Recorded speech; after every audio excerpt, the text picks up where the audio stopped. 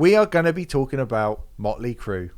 Generation Swine, the 7th studio album from the glam metal bastards, released on the 24th of June 1997, the peak years for the glam metal scene, right? No. I think it's an absolutely classic case with Motley Crue of style over substance. The thing is you did have a band with Motley Crue who had 4 quite distinct personalities. They were kind of, in a weird way, all frontmen.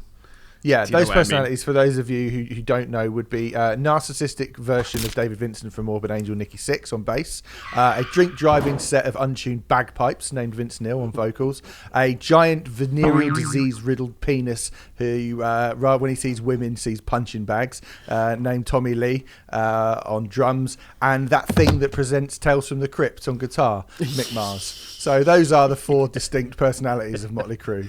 And this is a quote. At the end of each day, we'd walk around the studio carrying our huge cocks in our hands because the music rocked so hard. Now, that is not how penis lengths works, is it? Not all was well in the Motley Crue camp, though. They decided to try and stop the flop of their career by firing a bunch of people around them, including their manager, their accountant, and the producer, Bob Rock, who worked on the Black Album. He did Dr. Feelgood. I mean, if you're going to polish a turd, yes, exactly. Bob Rock has got a big turd polishing bottle of Mr. Sheen. Good idea, though, isn't it? To sack the only person who's made your band sound bearable in your entire career. That will sort everything out. What an idiot.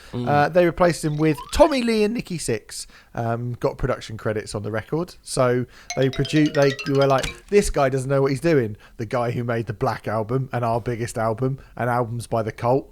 No, he's an idiot. Get rid of him. Too expensive. Doesn't know what he's doing. But the production chair gig was given to a gentleman called Scott Humphrey.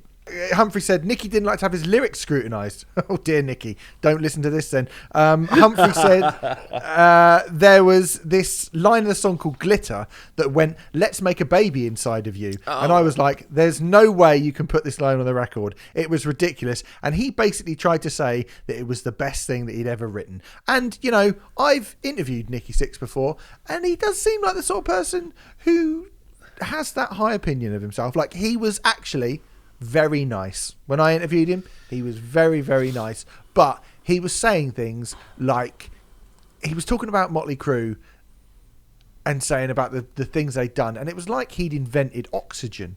Yes. Do you know what I mean? It was like, I was like, you know you're in Motley Crue, don't you, mate? You do know you're in Motley Crue. Yeah. You do know you're not Stanley Kubrick. You do know that, don't you? But he didn't seem to know that. This is how, when they were recording with John Corabi, this is what John Corabi said. Nicky would jump on the intercom and say, crab. I'm kind of thinking of an old Bowie's Sisters of Mercy kind of vibe. Then Scott would hit the button and add, but with a little Cheap Trick 9 Inch Nails kind of thing. Very similar bands, aren't they? Yeah. 9 Inch Nails and Cheap Trick, very similar. Finally, Tommy Lee would chime in, yeah, but let's make it lush like Oasis. So I'd start trying to figure this out, and then Tommy would interrupt again and say, oh yeah, dude, I forgot to add, the track's got to be heavy like Pantera. So if you've ever wanted Motley Crue to sound like David Bowie, Sisters of Mercy, Cheap Trick, 9 Inch Nails, Oasis, and Pantera all at the same time, again, that to me feels slightly beyond the capability of Motley Crue or anyone. Yeah. But the last song on the record, here we go. Brandon, Tommy Lee's first lead vocal, all about his son. Oh, Brandon. This is Tommy Lee's Brandon, not meant to be funny. Brandon, you bring those tears into my eyes so well.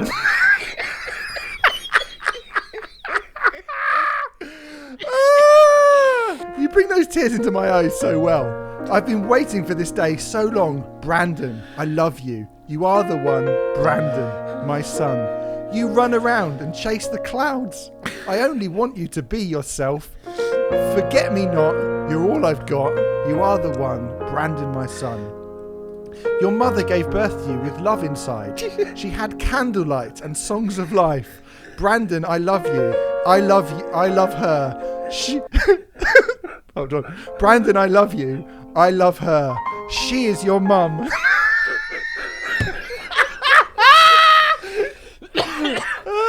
True love is ours. Nobody else. I only want you to be yourself. And when I'm gone, don't cry for me. We'll always be one. You are my son.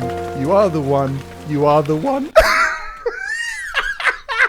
Oh, this is a pretty nothing record, and it often reminds you of what complete twats you are listening to. But it ends so badly. So very, very, very badly.